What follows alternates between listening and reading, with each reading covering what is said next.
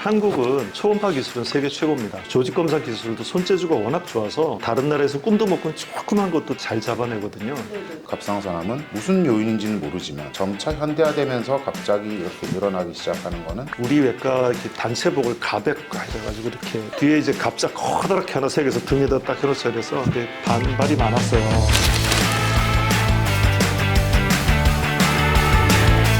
네, 여러분 안녕하세요. 저번 프롤로그 보고 오셨죠? 저희가 암에 대한 얘기를 전반적으로 나눠봤는데요. 오늘은 본격적으로 갑상선에 대해서 알아보도록 하겠습니다. 오늘도 갑상선 브로스의 빅브라더 장항석 교수님 모셨습니다. 안녕하세요. 영브라더 장호진 교수님 모셨습니다. 안녕하세요. 저희가 암에 대해서 얘기를 했었잖아요. 뭔가 아주 전문 분야는 아니었다고 해야 되나? 근데 되게 말씀을 잘해주신 것 같아요. 역시. 우리가 갑상선암 전문이니까 결국 암을 다루는 사람들이니까요.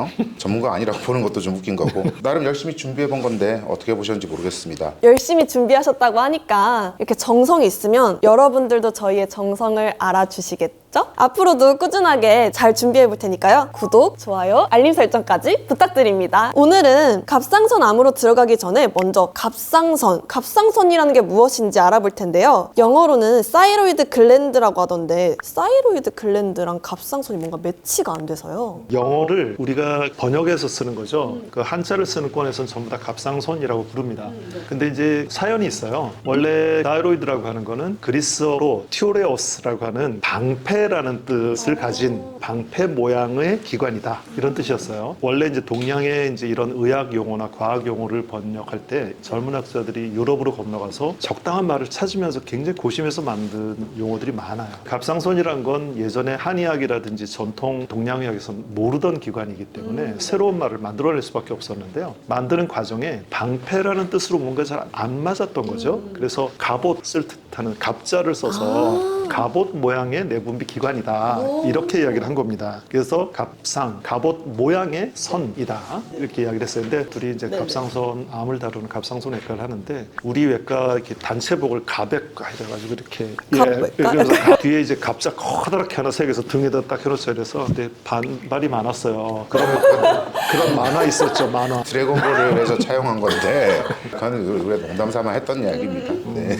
갑상선은 오래전에 알기는 알았는데요. 이게 도대체 무슨 일을 하는 건지를 잘 몰랐던 거예요. 목 앞에 있어서 아마 기도를 보호해주는 역할을 하나? 숨쉬기 편하게 윤활제 같은 거를 분비하나? 뭐 이런 생각을 하다가 1800년대 말에 와서야 이게 어떤 일을 할 거다 짐작을 하게 되는데 그나마 그 일이 뭔지도 몰랐다가 최근에서야 이 일이 어떤 일이다 라는 걸 이제 알게 되는 거죠. 목 쪽에 있다고 하셨는데 정확히 어디에 있는 걸까요? 그건 제가 설명을 드릴게요. 제가 잡고 있는 부분이 기도예요. 갑상선은 이렇게 붙어있다고 생각하시면 돼요. 기도 부위에 빨갛게 보이는 나비처럼 보이는 게 갑상선인데요. 보통은 잘 안 만져질 정도의 크기입니다. 계란 반 개 정도. 계란 반 개면 되게 작은데요? 그렇죠. 네. 잘 안 만져지는데 이게 만약에 크기가 커지거나 갑상선 종대라고 그러는데 갑상선 기능이 저하가 되든 갑상선 혹이 생기든 커지는 경우 이런 경우에는 이게 만져질 수 있겠죠. MC 연지처럼 마른 사람들은 잘 만져지기도 해요. 그래요? 어딜까요? 나비 넥타이면은 요 부분에 요렇게 있어요. 나비 모양으로 생겼다 그래서 나비라는 별명도 있어요. 나비 넥타이 하니까 갑자기 장우진 쌤 스카프 생각나는데요?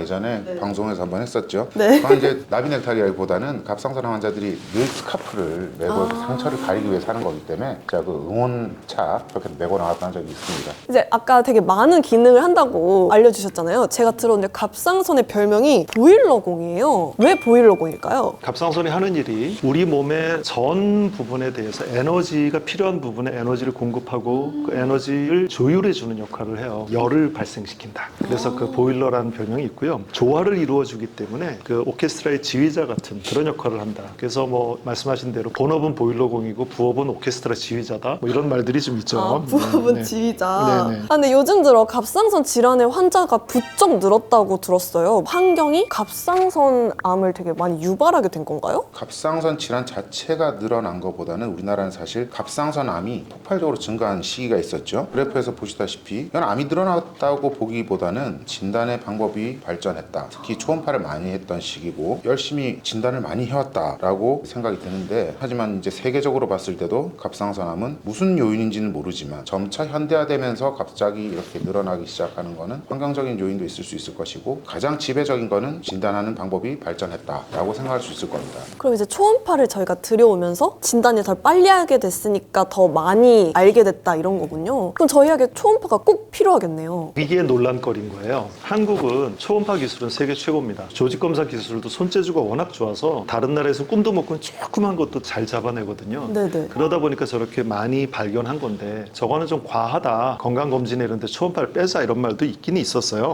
그럼 안 되죠. 저렇게 많이 있는데 발견해야지. 그러니까 이제 내 건강이나 사람들 건강을 생각할 때는 이 말이 맞고요.